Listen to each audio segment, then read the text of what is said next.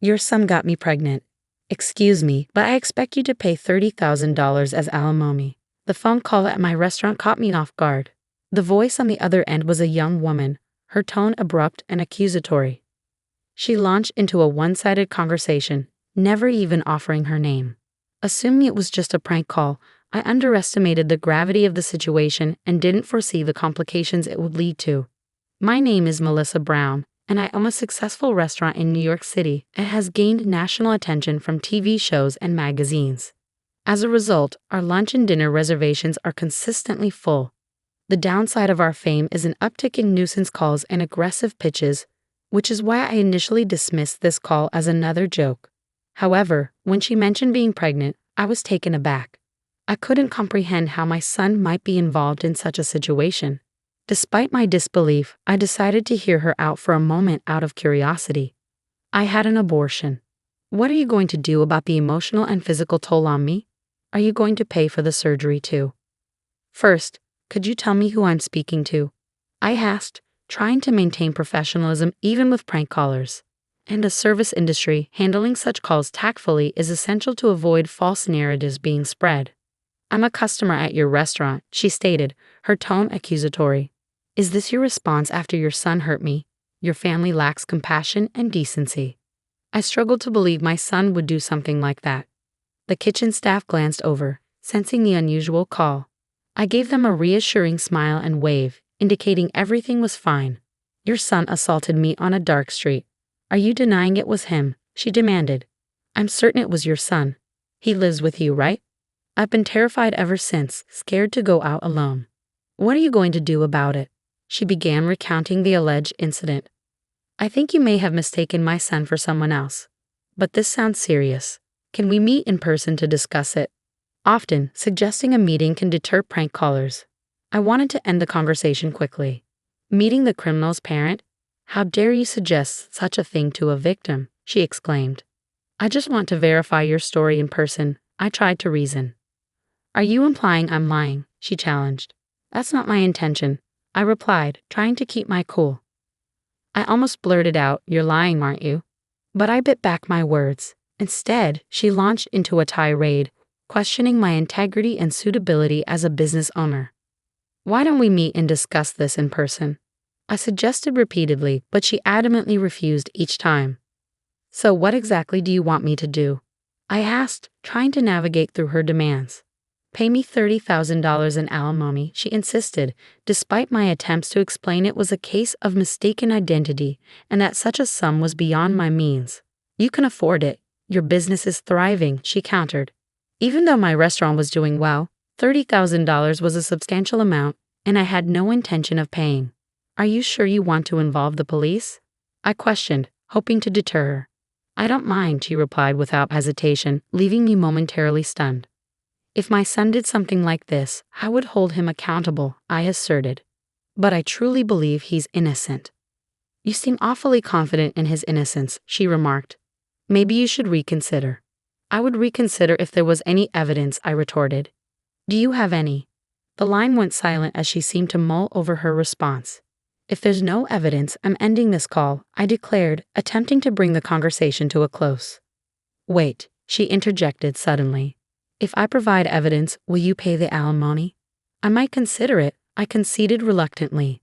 Then wait. I'll bring the evidence, she declared before abruptly hanging up. As I assured my concerned employee, Mr. Murphy, that everything was fine, I couldn't shake the uneasy feeling that she might cause a scene at the restaurant.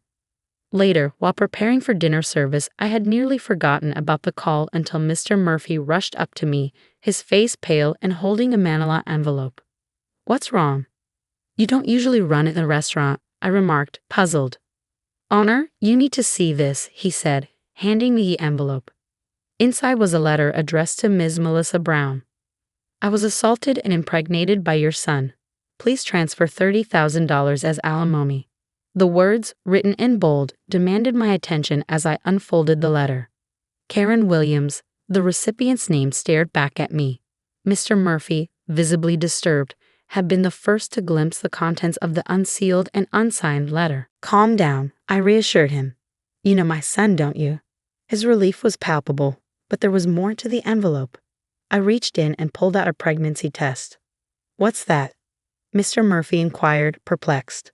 The commotion attracted other employees, their expressions a mix of shock and disbelief. Could it truly be the owner's son? Some gave me accusatory glances, but I quickly dispelled any doubts, explaining the situation. I returned the items to my desk and resumed my duties, trying to maintain a sense of normalcy.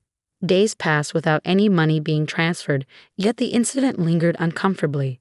"This came again, owner," Mr. Murphy announced, holding the manila envelope wearily. "I see. Check the contents and put it away in the usual place," I instructed. Harassing letters had inundated the restaurant's mailbox lately, each one more venomous than the last. "Are you planning to run? Pay up. The owner is the parent of a criminal. Her son got a college girl pregnant and didn't even apologize. She's heartless, cruel, with no sincerity. An irresponsible, overprotective, toxic parent. It's your fault your son turned out that way. Take responsibility. I'll ensure no customers come here. It's for the good of the world, for the good of the people." As the accusations piled up, I couldn't help but feel the weight of each word, a relentless assault on my character and my business. I pondered what could drive customers away from a restaurant. Those places where they dare to add that greasy, repulsive thing to the food. Those are sure to lose my business. The comments I was reading escalated steadily, culminating in what seemed like a veiled threat. Thankfully, there hadn't been any claims that such things were happening at our establishment, but the constant fear of being targeted was wearing me down. Amidst this turmoil, I noticed something unusual, an increase in vacant seats during lunch service. The gradual decline in customers was unsettling. "Owner," Mr. Murphy's voice broke through my thoughts as he approached with his laptop in hand. "Look at this review site." I glanced at the screen, my heart sinking as I read the latest reviews filled with scathing remarks. Bad customer service. They ignore feedback, especially the owner, who's let fame go to her head after media appearances.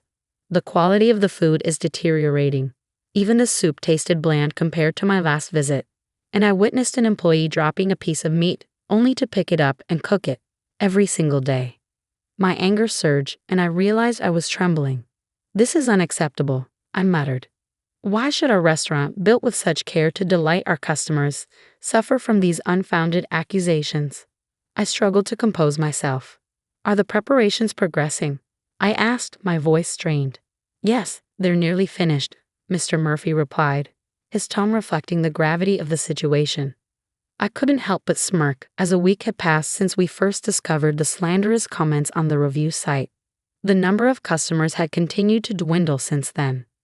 As I walked out into the dining area, I spotted Mr. Anderson, one of our regulars, seated at the counter next to a young woman.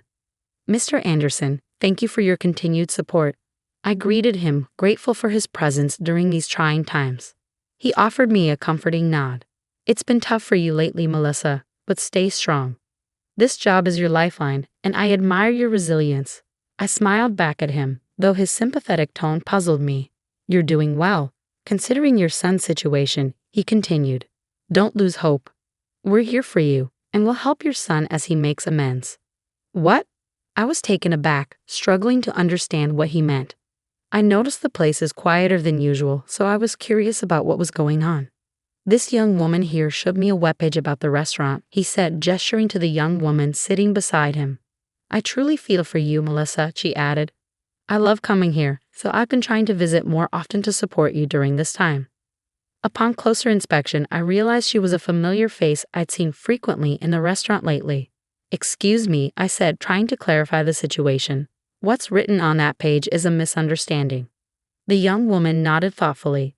Some regulars were asking why the restaurant had been so quiet, so I explained what I'd read to them.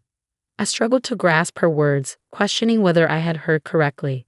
"It's not surprising if people don't know the full story," she continued. "Besides, I thought the owner would be happy to know that loyal customers like Mr. Anderson and myself were still supporting the restaurant." However, I couldn't believe my ears when she revealed that she had been spreading unverified rumors to other patrons. My voice rose in anger, losing all sense of decorum. "Wow, that's harsh," the young woman said, feigning surprise. "The internet says the owner is a terrible person, and I thought that couldn't be true.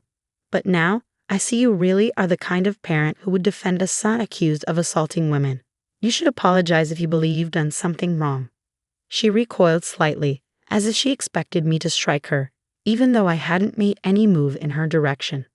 Miss, that's not an appropriate way to speak, Mr. Anderson interjected, coming to my defense. Melissa is likely just tired from all that's been going on. His words were meant to shield me, but they missed the point entirely. I was about to explain that the real issue was something else entirely when the young woman's bag slipped off the back of her chair. It must have shifted as she moved around.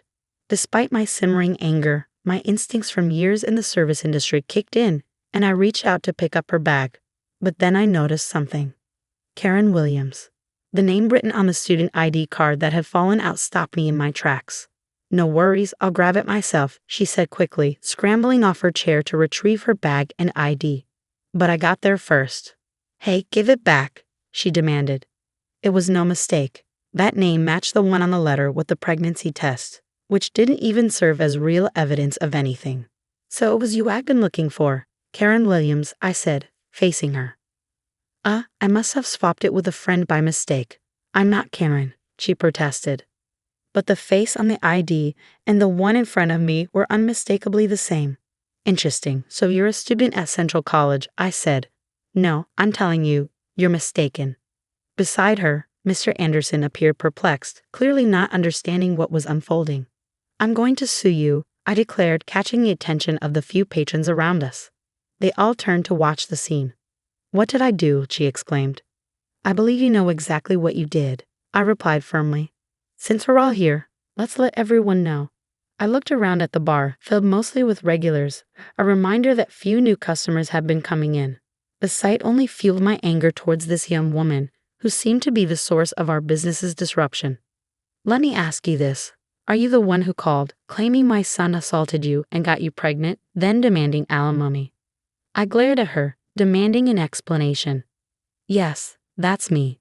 I'm the one your son assaulted, she admitted without hesitation. Her surprising openness caught me off guard. What, you want to humiliate me in front of all these people? This could backfire on you. Considering the reputation of your restaurant, she shot back, her arms crossed defiantly. Her brazen attitude only fueled my anger further.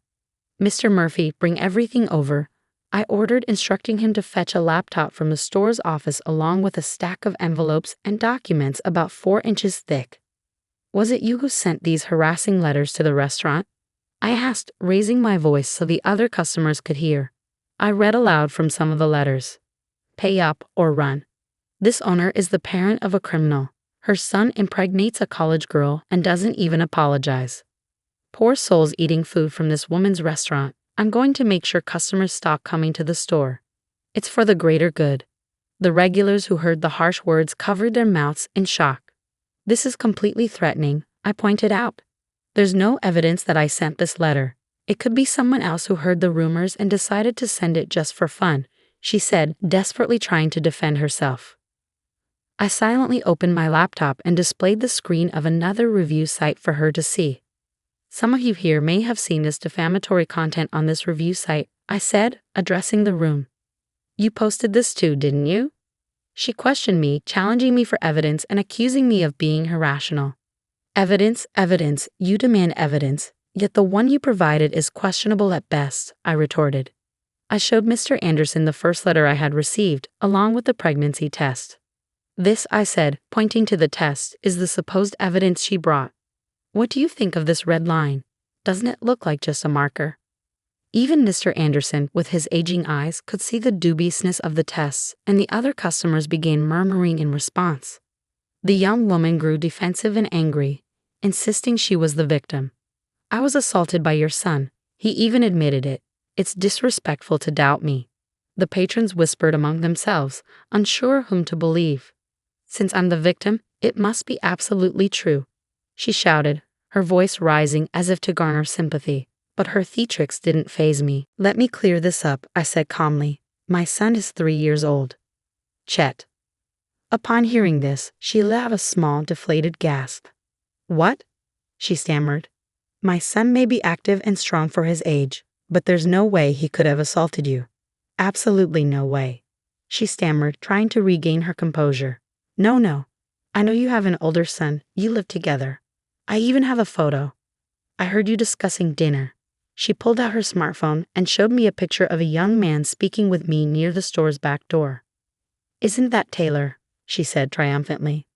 See, you have 2 sons. She continued, gaining confidence from recognizing the person in the photo. That's not right, I immediately refuted. Then who is this person? She demanded. Is he your lover?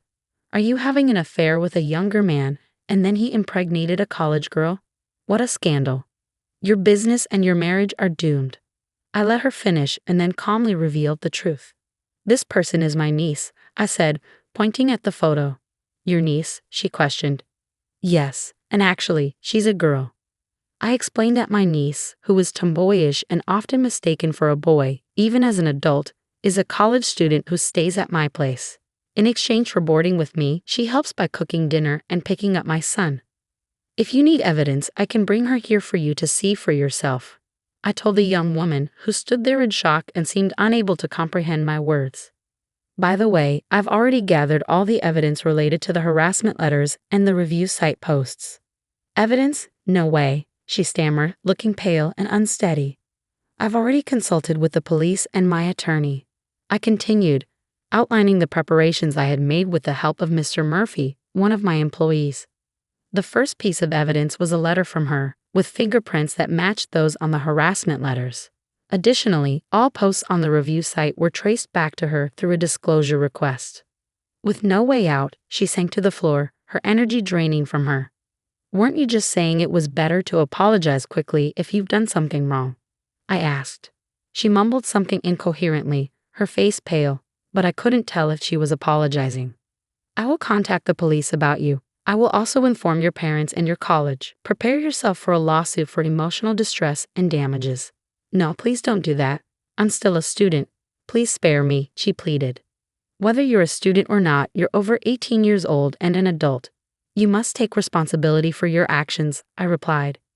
In the end, I filed a criminal complaint against Karen Williams for defamation, business obstruction, and damages to the restaurant. It turned out she had been a big spender, buying luxury items on credit. When she couldn't make her payments, she committed these crimes. As a result, she was expelled from her college. The incident even made the news, and Karen became the target of harassment herself after her personal information was exposed. With the help of my lawyer, all slanderous posts on the review site were removed. The uproar unexpectedly turned into a positive outcome, as it cleared up misunderstandings among my regular customers. Now, the number of customers has returned to normal.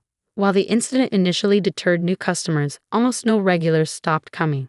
Despite all the lies Karen had spread, it was satisfying to know that her claims were not believed. Moving forward, I plan to continue running the restaurant with the trust of my customers in mind.